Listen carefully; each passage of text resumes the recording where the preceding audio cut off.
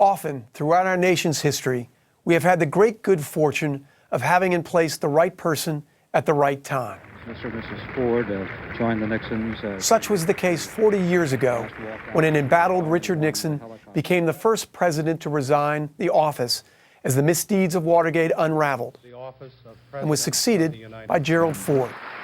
Uncomplicated and down-to-earth, Ford, a former Eagle Scout, proved to be an antidote to the enigmatic Nixon.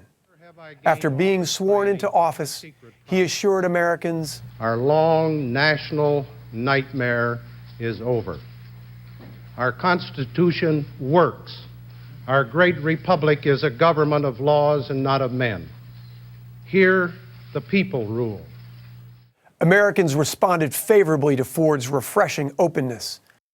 But his brief honeymoon wouldn't last.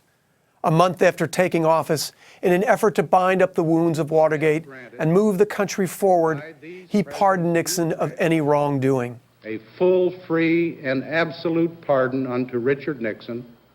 Though he strongly believed it was the right thing to do, his lofty approval ratings plunged overnight.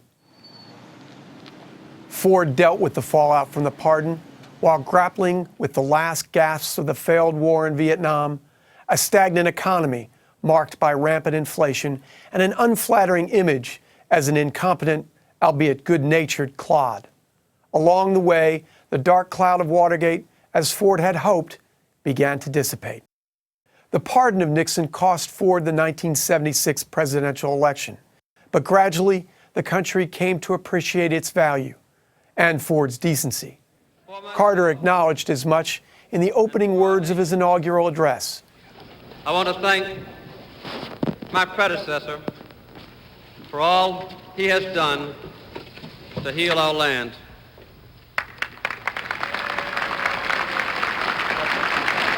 From the beginning, Ford tried to manage expectations about his leadership, explaining that he was a Ford, not a Lincoln.